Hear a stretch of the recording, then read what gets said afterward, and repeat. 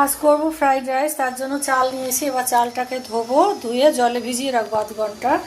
আর fried রাইসের জন্য নিয়েছি হচ্ছে গাজর, বিনস, ক্যাপসিকাম, ফোড়নে দেবো হচ্ছে গরম মশলা, দারচিনি, এলাচ, লবঙ্গ আর তেজপাতা, আর এই যে কাজু কিশমিশ।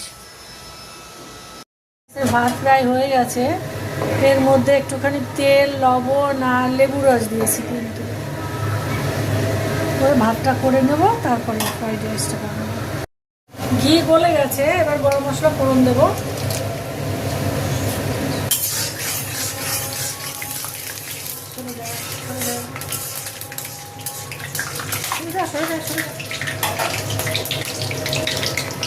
এবার কাজু কিশমিশটা দিয়ে দেবো।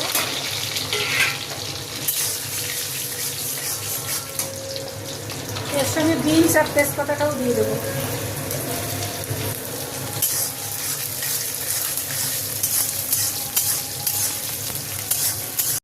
এইবার গাজরটা দিয়ে দেবো।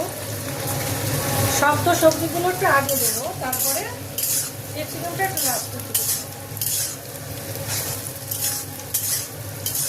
এবার ওটা একটু ভাজা ভাজা হয়ে যায়, কাঁচা লঙ্কা আর ক্যাপসিকামটা দিয়ে দেবো। এবার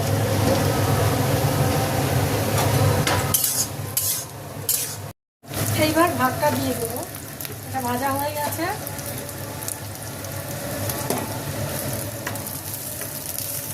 মরিচের গুঁড়ো দেবো, আর স্বাদ মতন একটু লবণ, আর চিনি, স্বাদ মতন লবণ আর একটু মিষ্টি। এই যে সব মশলা দেওয়া হয়ে গেছে, এবার ভালো করে মিক্স করে ঢাকা দিয়ে রেখে দেবো। রেডি হয়ে গেল আমার ফ্রাইড রাইস।